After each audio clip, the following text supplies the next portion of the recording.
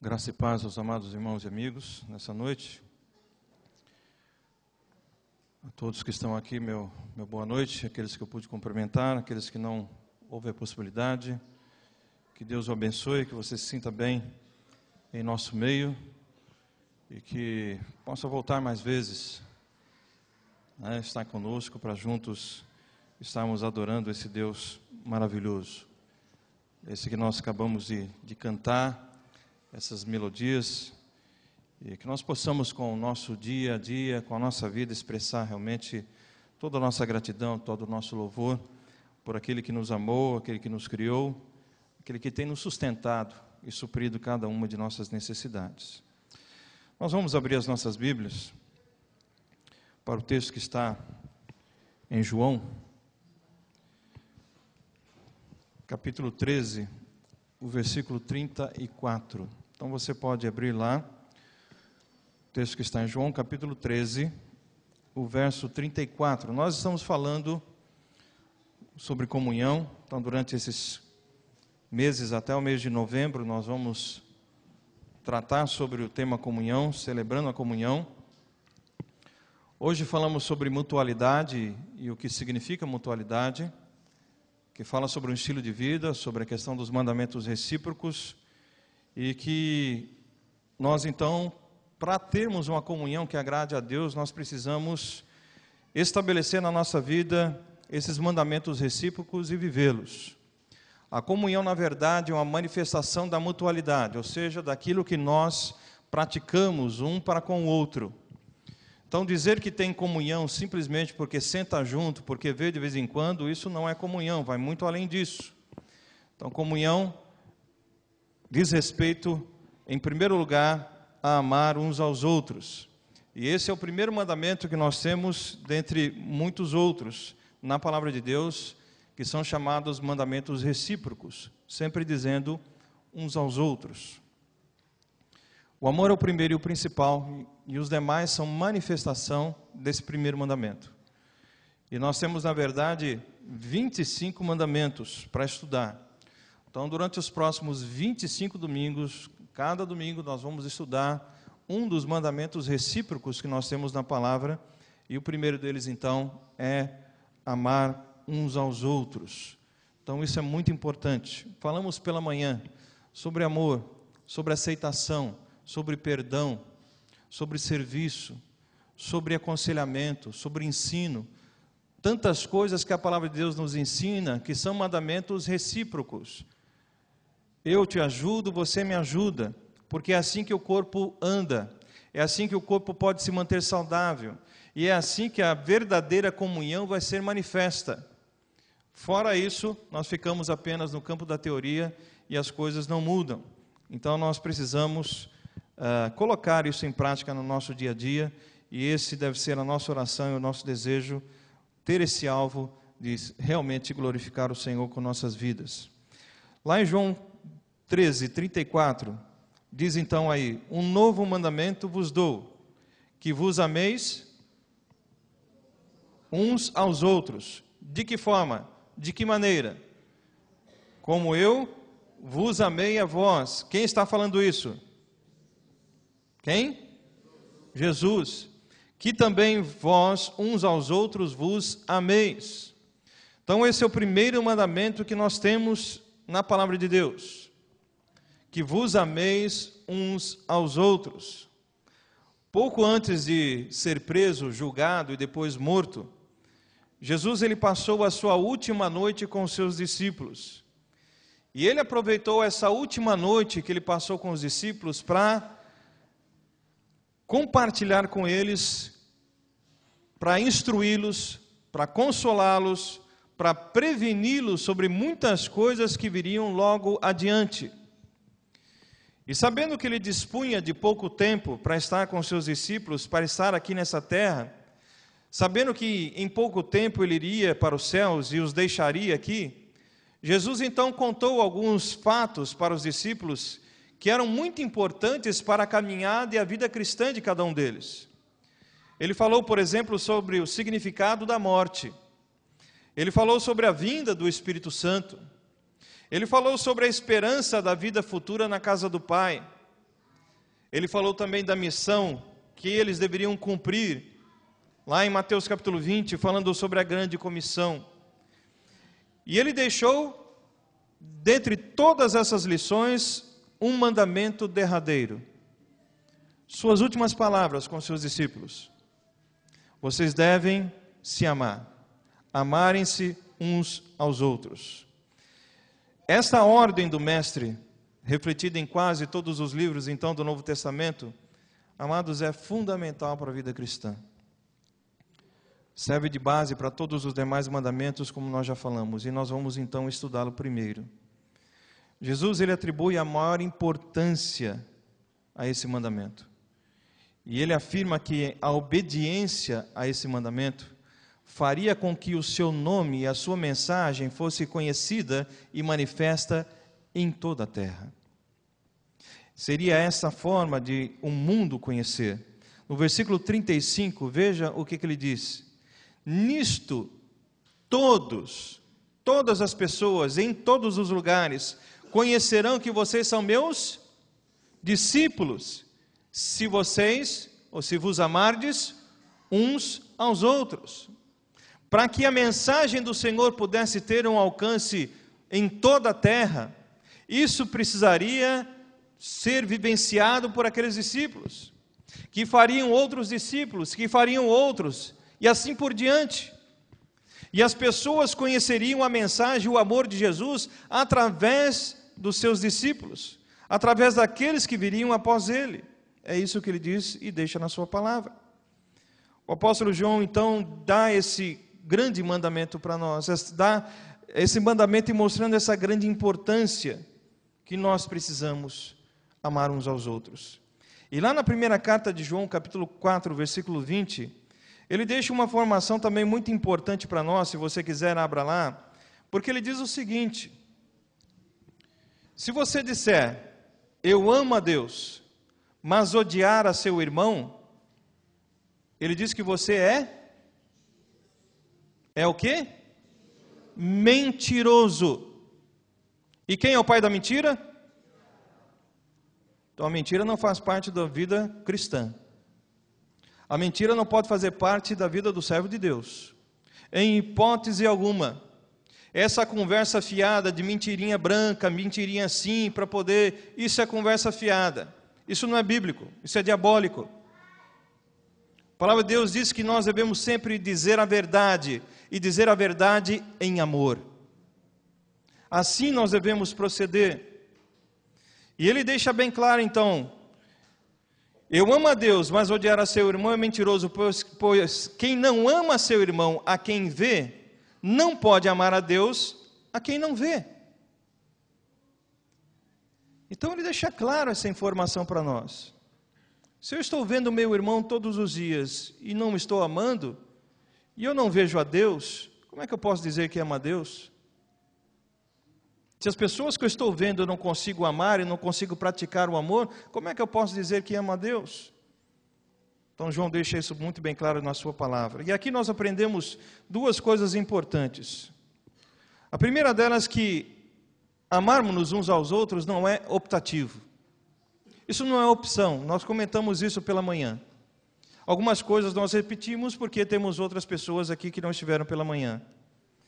A palavra de Deus deixa bem claro no versículo 34, que nós começamos a ler, um novo mandamento. Isso não é opção, isso não é sugestão, isso é ordem de Deus. A ordem de Deus para o seu povo, a ordem de Deus para a sua igreja é: amem-se. Vocês precisam amar uns aos outros. Porque a única forma do mundo entender e saber que eu sou Deus é através desse amor manifesto na vida de vocês, de uns para com os outros. Em segundo lugar, nós podemos observar também que esse amor não é automático. Ele não acontece da noite para o dia. É algo que nós vamos aprendendo. Amar antes de ser emoção é mandamento. Amar antes de ser emoção é aprendizado. Nós aprendemos a amar. Quando nós buscamos a direção de Deus em nossa vida, nós aprendemos a fazer aquilo que Ele nos conclama a fazer. Ele nos dá uma ordem e nos dá as condições para cumprirmos a sua ordem. Entenda sempre isso: Deus nunca manda nós fazermos algo que Ele não nos capacite para fazer. Deus nunca teria, ou seria injusto, ao ponto de dizer para você: ame tal pessoa, se você não tivesse capacidade para isso. Você tem, a questão é, você quer. A questão não é se você pode, a questão é se você quer. E por isso é um mandamento. Por isso não é optativo. Por isso não é automático. Nós aprendemos na convivência, no dia a dia, e pedindo ao Senhor: Senhor, derrama amor nos nossos corações. Abençoa a nossa vida para com essa e aquela pessoa. Me dá carinho, me dá afeição, me dá amor por ela. É muito mais cômodo nós ficarmos no nosso lugar e não ir muito com a fachada do fulano e beltrano e deixar ele lá. Em vez de orarmos: Senhor, me dá amor por essa pessoa. Me dá amor por ele. Me dá amor por ela. Me ajude. Isso em todas as instâncias, na vida da igreja. A igreja é constituída de famílias, de casais. Senhor, me dá mais amor pelos meus filhos. Me dá mais amor pela minha esposa, pelo meu esposo. Senhor, me dá mais amor para com os meus irmãos. Senhor, me dá mais amor para com as pessoas que estão perdidas sem conhecimento da verdade. Senhor, coloque esse amor. Você não precisa me responder, mas quantos de nós temos feito esse tipo de oração no nosso dia a dia? E a palavra do Senhor diz que a oração de um justo pode muito nos seus efeitos. Se nós estivermos orando assim, você acha que Deus vai passar e deixar você sem resposta? Em hipótese alguma, porque Ele é o maior interessado em que isso aconteça. Amados, amor é uma palavra quase que impossível de se definir. Mesmo quando nós destacamos até as ideias falsas a respeito de amor que nós ouvimos por aí, até mesmo aquelas que a palavra de Deus diz que não é amor, que restringe, que demonstra claramente isso não é amor, ainda assim nós temos dificuldade para expressar e para definir o que é amor. Amor é algo interno e que se demonstra por ações externas. É algo que está lá dentro de você e que precisa ser colocado em prática e que precisa ser manifesto em ações. É preciso se tornar palpável, visível, não apenas teórico. Isso precisa se transformar em ações. Por isso que o próprio João, na sua primeira carta, se você puder me acompanhar lá, 1 João capítulo 4,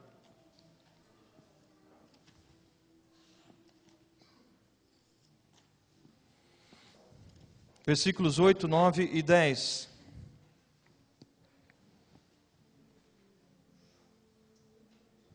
Aquele que não ama, não conhece a Deus, porque Deus é amor. Nisso se manifestou o amor de Deus para conosco, que Deus enviou o seu Filho unigênito ao mundo, para que por ele vivamos. Nisto está o amor, não em que nós tenhamos amado a Deus, mas em que Ele nos amou a nós e enviou o seu Filho para propiciação pelos nossos pecados. Propiciação, uma palavra do Velho Testamento, se tornou propício a cada um de nós. Ele fez o sacrifício por nós. Fomos salvos por causa desse sacrifício. O Cordeiro de Deus que foi sacrificado de uma vez por todas para nos livrar do poder do pecado e da morte. Mas talvez a melhor descrição de amor esteja lá no livro de 1 Coríntios, e eu peço que você abra comigo, na primeira carta de Paulo aos Coríntios, capítulo 13, versículos de 4 a 7.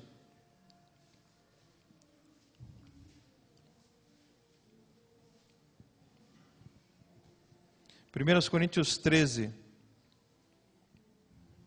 4, 5, 6 e 7, diz assim: o amor é sofredor, é benigno, o amor não é invejoso, o amor não trata com leviandade, não se ensoberbece, o amor não se porta com indecência, não busca os seus próprios interesses, não se irrita, não suspeita mal, não folga com a injustiça, mas folga com a verdade. Tudo sofre, tudo crê, tudo espera, tudo suporta. O amor nunca falha. O amor nunca falha. Então nós temos uma declaração muito clara a respeito do que é amor no texto bíblico. Nós podemos dar uma nova redação a cada um desses versículos dizendo o seguinte: sou paciente com você porque eu te amo e quero te perdoar. Por isso eu sou paciente. O amor é paciente, ele começa dizendo. Então eu sou paciente. Eu amo você, então eu quero te perdoar. É desejo, é manifestação, eu quero fazer isso. Sou bondoso para com você porque eu amo e desejo ajudá-lo. Por isso eu sou bom. Por isso eu quero manifestar essa bondade, porque eu quero te ajudar. Eu quero estar ao seu lado.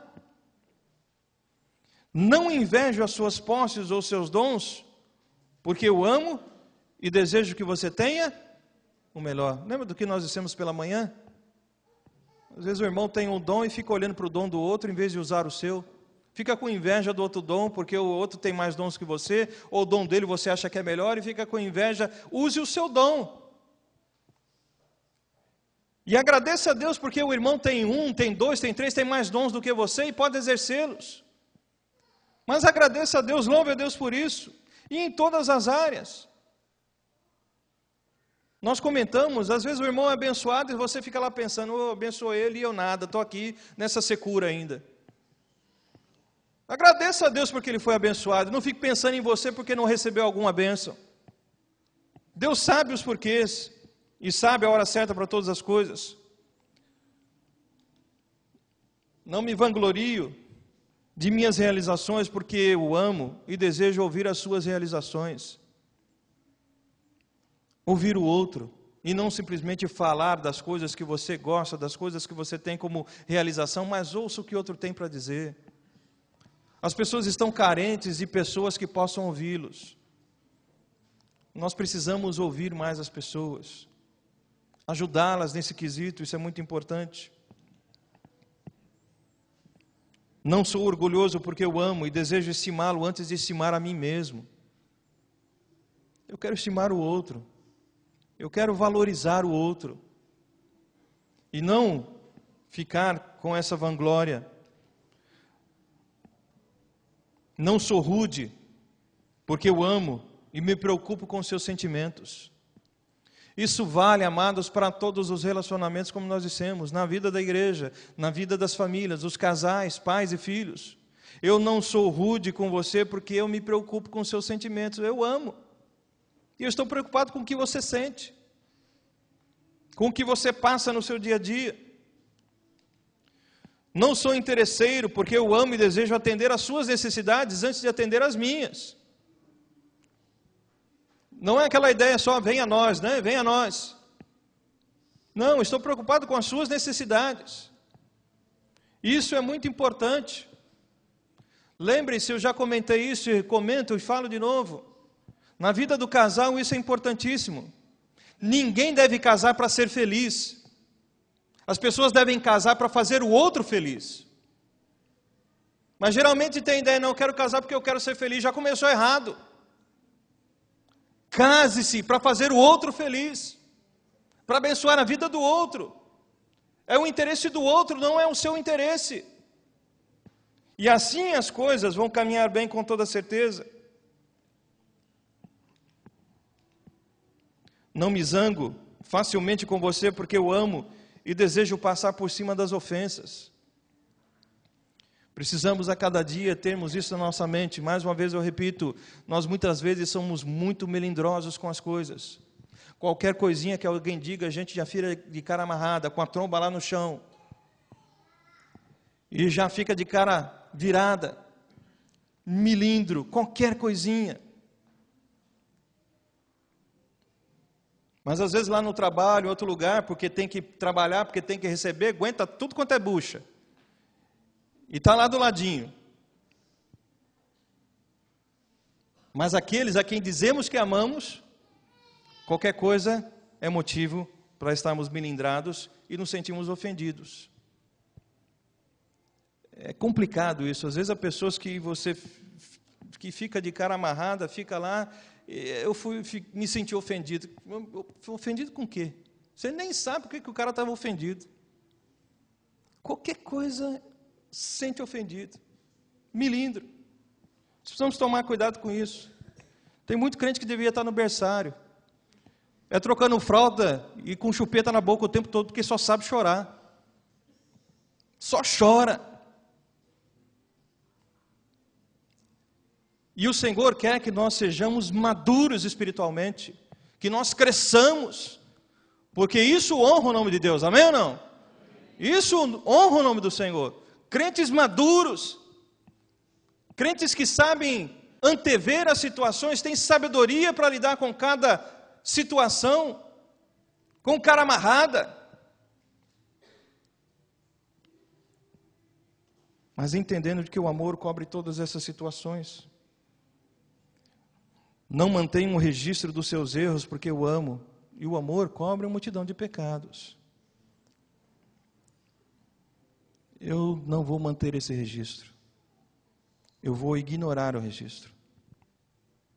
Esquecer, ninguém esquece. Em nenhum lugar da Bíblia, quando fala a respeito de amor, a respeito do perdão, e nós vamos falar sobre isso depois, né? Quem perdoa esquece. Onde está escrito isso? Perdoar não é esquecer.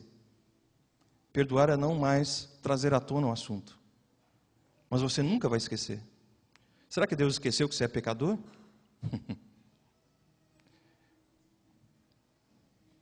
O Senhor diz, eu não me lembrarei mais. Eu não vou lançar em o rosto mais essas coisas. Mas Ele sabe quem você é e quem eu sou. A peça que nós somos.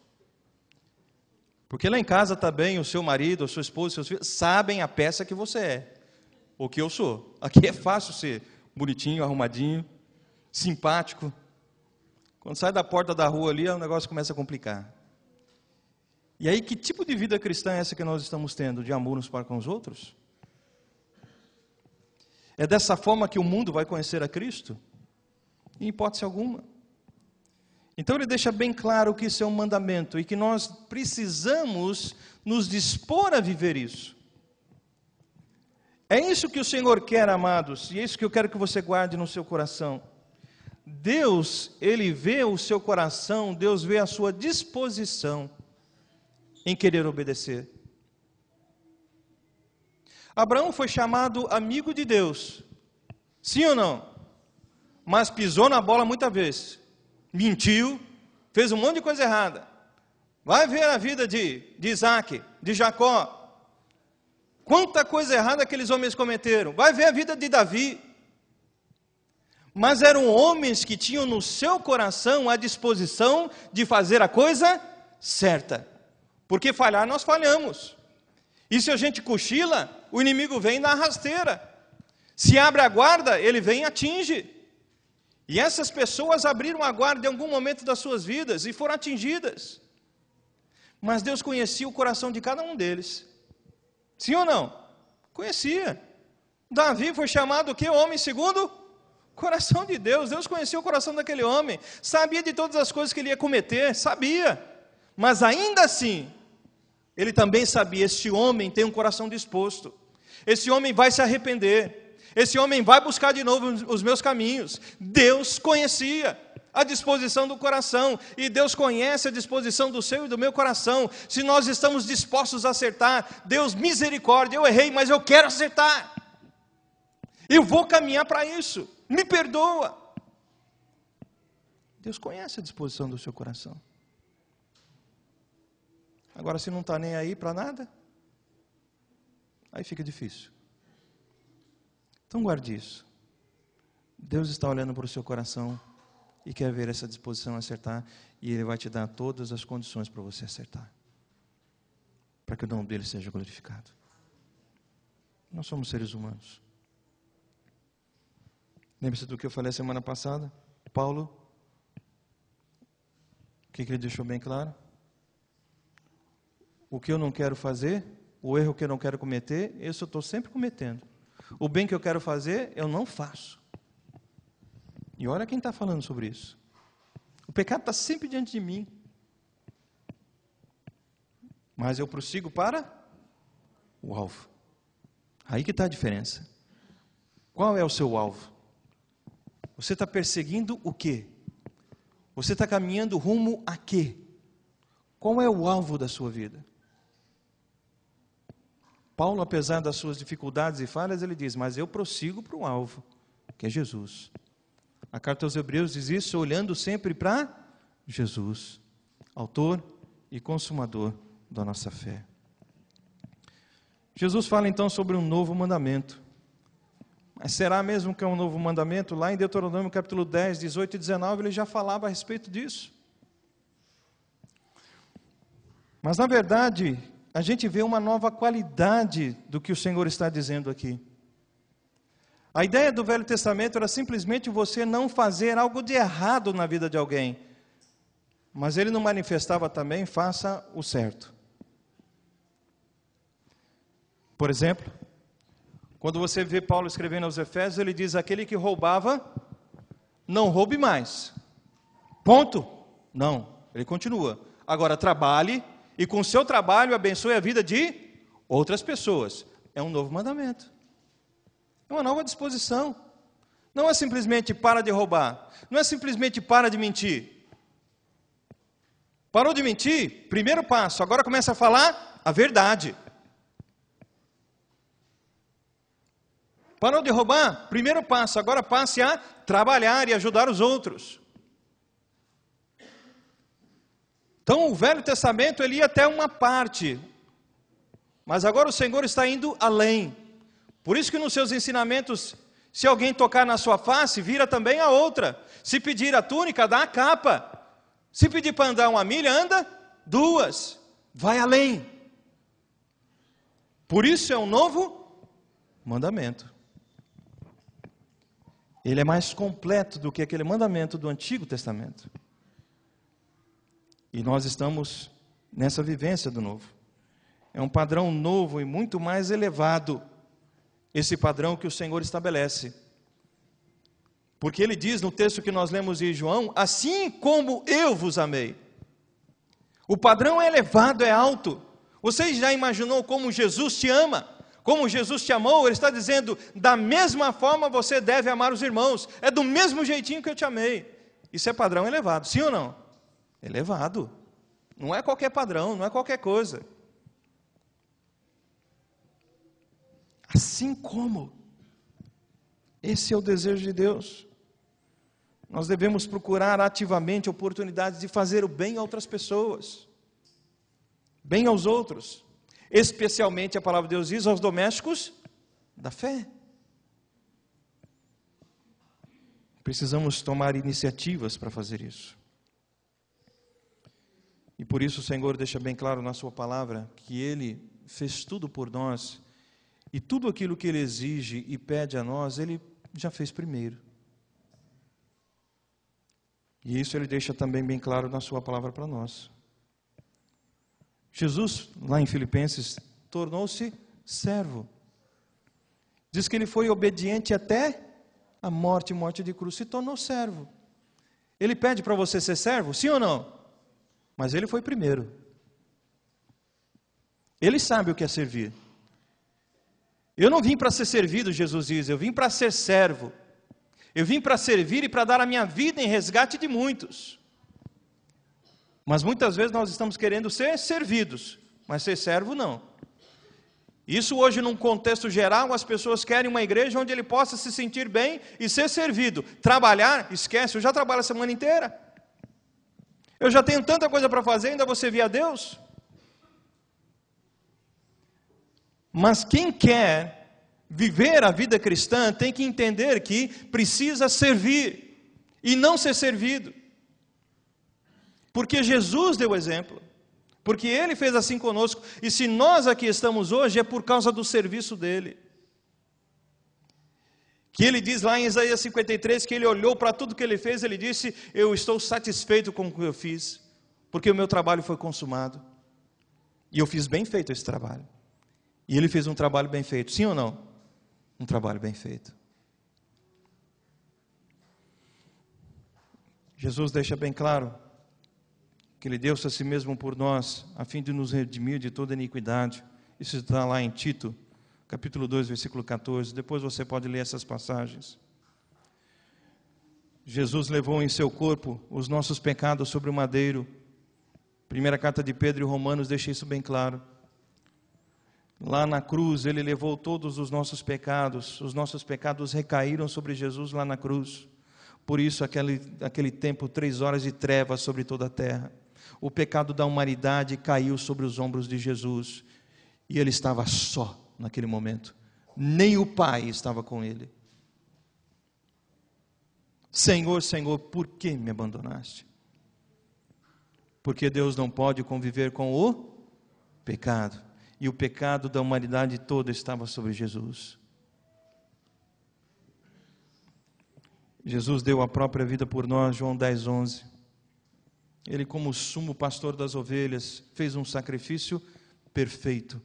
Eu não preciso mais de me sacrificar em nada. O que eu preciso agora é obedecer. Desde o Velho Testamento, quando você vê na carta, lá no livro de Samuel, diz que o Senhor prefere a obediência do que o sacrifício. E tem muita gente hoje que continua fazendo sacrifício, pensando que dessa forma agrada a Deus. Deus não quer sacrifício, Deus quer obediência. Não adianta se flagelar, não adianta ficar se sacrificando com tantas coisas. Deus quer obediência. Porque sacrifício é muito fácil, obediência é que é difícil. Obediência que é difícil. Jesus fez e faz constante intercessão por nós. Ele intercede por cada um de nós diante do Pai. Ele está sempre zeloso e cuidadoso de cada um de nós. Jesus se compadece das nossas fraquezas, porque Ele diz que Ele passou por cada uma delas. Cada uma das situações de fraqueza Jesus passou e superou cada uma delas. Então Ele diz que Ele conhece qual é a sua fraqueza. Ele conhece as coisas que você está passando e sofrendo, porque Ele sofreu tudo isso antes. E Ele pode lhe dar condições de vitória, porque Ele conhece cada situação. Jesus nos socorre ao sermos tentados, em Hebreus 2,18. Quando nós somos tentados, Ele está lá pronto para nos socorrer, porque Ele também foi tentado. 40 dias no deserto e o diabo tentando Jesus. Você já imaginou o que é isso? 40 dias o diabo ali, literalmente, todo dia ali, só soprando, só falando, faça isso, faça aquilo. Você está fazendo o que aqui? Você não disse que é filho de Deus? Pede para essas pedras se tornarem pão. Você não é Deus? Sobe lá no pináculo do templo, pula de lá, os anjos não vão te socorrer? Faz isso. Está vendo tudo isso aqui? Eu te dou. Mentiroso, o mundo não é dele, o mundo é do Senhor. Toda a criação pertence a Deus. O problema é que a criação está subjugada ao diabo. Por isso diz que o mundo jaz no maligno. Mas tudo pertence a Deus, porque tudo foi criado por Ele. E sem Ele, nada do que foi feito se fez. Mas Ele tentou. O tempo todo. Usou a Bíblia para tentar. Nós precisamos de muita sabedoria, porque tem muita gente usando a Bíblia aí para falar coisa errada, para ensinar coisa errada. O diabo conhece a Bíblia mais do que qualquer um de nós. Conhece. E não pratica uma vírgula.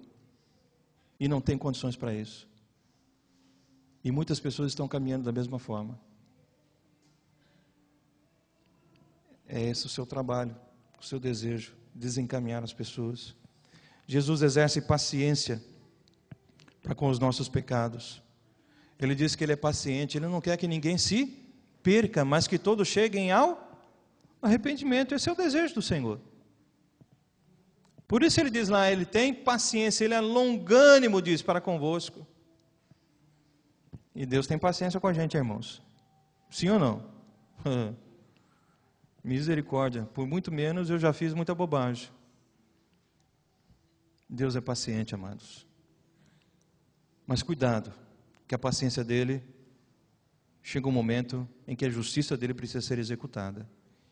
E aí a palavra de Deus diz que tremenda, né? Que horrenda coisa é cair na mão do Deus vivo. A ira de Deus, ela é pesada. Não zombe de Deus, não brinque com Deus, porque a mão dele pesa. Ele tem paciência, mas chega uma hora que a mão dele pesa. E aí, por que isso? Por que aquilo? Por que isso? Por que aquilo? Para de ficar perguntando por quê e comece a olhar como é que está a sua vida com Deus. O que Deus quer te revelar através dessas coisas. Em último lugar, Jesus perdoa os nossos pecados. 1 João 9 deixa isso bem claro.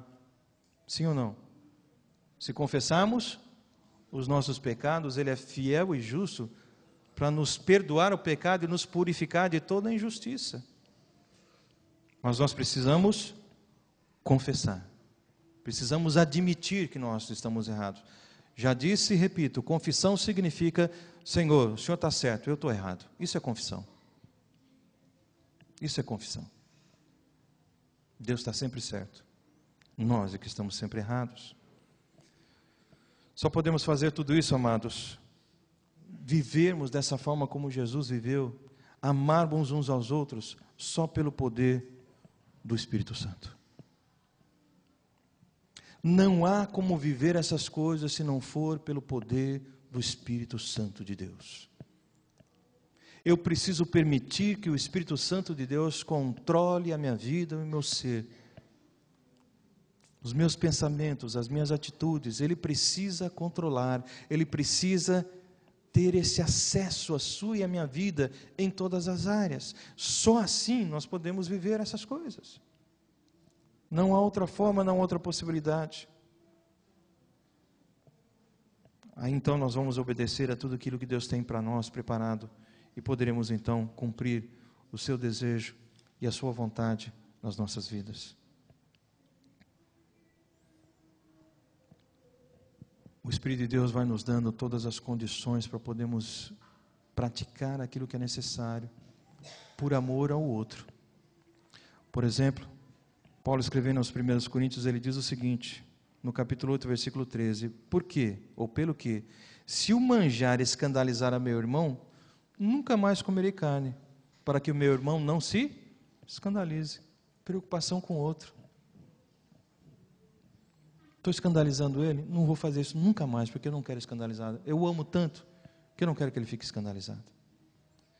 Para você aquilo pode ser normal, natural, comum, mas o outro... Não está dizendo para você olhar para você, é o que você pensa, o que você acha, é o que o outro pensa, o que o outro está vendo. O que o outro está vendo. Por isso, amado, nós como cristãos, como crentes em Cristo Jesus, a palavra de Deus em Hebreus diz que nós temos uma nuvem de testemunhas que estão nos observando. Sim ou não? Estão nos observando. Você tem que pensar no que o outro está vendo em você, o que o outro está pensando de você. O problema dele, não, é problema seu. Porque o que você está refletindo tem que ser a vida e a luz de Cristo. Ele precisa ver isso. E não seus próprios interesses, a sua vontade. Então, se precisa renunciar coisas para que ele seja abençoado, faça isso. Porque para isso nós fomos criados. Para o louvor da glória dele. Então não é, problema dele, o que o outro pensa, que eu não vejo nada de errado. Eu não vejo problema. Você não vê e o outro vê? Você tem que preocupar com o que o outro está vendo. Se está escandalizando o outro, deixe de fazer tal coisa para não escandalizar mais. Isso é demonstração de amor. Agora não, o problema dele, o que ele pensa, o que ele acha. Eu estou aqui, estou bem, minha consciência está tranquila e o outro está escandalizado. O amor mútuo, amados, não é automático. É uma atitude assumida. Vamos assumir. Eu quero amar o meu irmão. Eu quero amar os meus filhos. Eu quero amar o meu marido. Eu quero amar a minha esposa. Eu quero assumir essa posição diante de Deus. É isso que o Senhor deseja de você e de mim. Disposição em dizer, Senhor, eu quero. Por isso Paulo dizia, tudo posso naquele que me fortalece. Eu posso. Precisa saber se eu quero. Queira isso para a sua vida. Assuma isso na sua vida. E Jesus será glorificado. As pessoas vão conhecer Jesus, amados, através do amor que nós tivemos uns para com os outros. Isso precisa ser manifesto. Isso precisa ser palpável e visível. Não adianta falar. Nós estamos vivendo uma época agora, dias antes de eleição, que a gente vê muito falatório. Daqui a pouco tudo aquilo já foi esquecido. Blá, blá, blá, blá, blá, blá, blá, blá, blá. Conversa fiada, mentira em cima de mentira. Porque as pessoas estão preocupadas com seus próprios interesses e não no interesse do outro.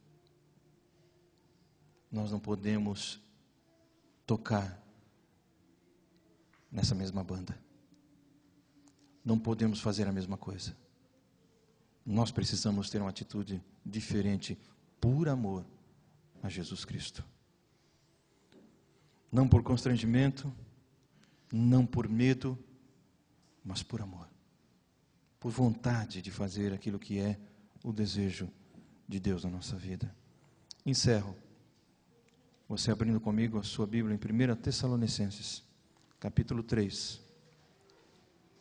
versículo 12, depois do capítulo 4, versículo 9, e nós encerramos com esses dois versículos. 1 Tessalonicenses 3, 12.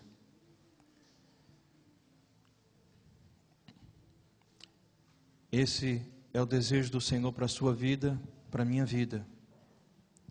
Desejo do Senhor para a vida da igreja nesse local, para a vida da igreja de Cristo na face da terra.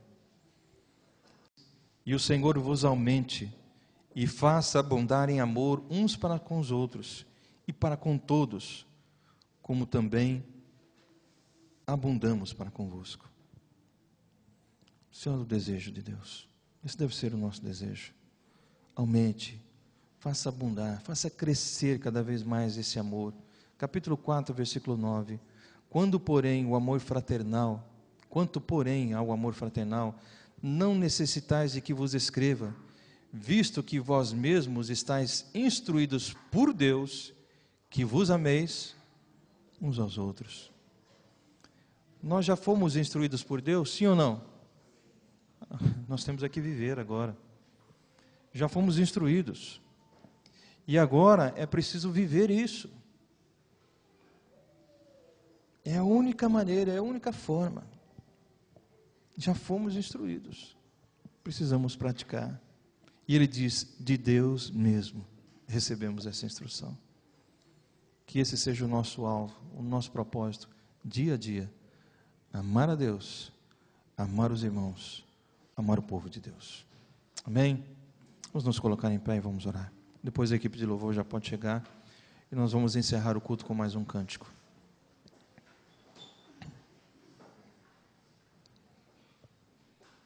Oremos. Pai amado, nós agradecemos pela Tua palavra que é viva e eficaz. Tua palavra que é mais penetrante do que espada alguma de dois gumes. Tua palavra que penetra até a divisão da alma e do nosso espírito. Tua palavra que penetra até as juntas e as medulas. E a Tua palavra que é apta para discernir até mesmo as intenções do nosso coração.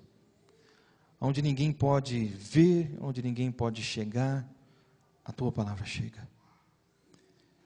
Nós te agradecemos porque fomos conquistados um dia por essa palavra para a salvação em Cristo Jesus. Agora precisamos ser conquistados por essa mesma palavra para viver por Jesus. A cada dia manifestando em todo lugar, em todo tempo, a glória do Senhor. Portanto, ajuda-nos, ó Deus, a viver esse amor que o Senhor teve para conosco. Um amor, ó Deus, grandioso e maravilhoso. Um amor que o Senhor requer que tenhamos de uns para com os outros. Ajuda-nos, ó Pai, a vivermos esse amor. Tira-nos, ó Deus, da hipocrisia. Tira-nos, Senhor, da mentira. Tira-nos, Senhor, da zona de conforto e de descanso. Ajuda-nos, ó Pai, a viver e a pagar o preço para viver esse amor. Porque sabemos que há um preço. O Senhor pagou um preço alto, e muito alto, porque nos amou. Morreu no nosso próprio lugar. E com certeza, para amar uns aos outros, nós temos preço a pagar todos os dias. Mas que nós tenhamos a disposição do coração para pagar esse preço, para que o Teu nome seja glorificado. Pedimos a Tua bênção para essa semana, para a vida de cada um dos irmãos e amigos aqui. Que a semana seja abençoada na Tua presença. Semana de vitórias, semana de amor demonstrado e vivido na prática. Oramos agradecidos. Em nome e por amor de Jesus. Amém.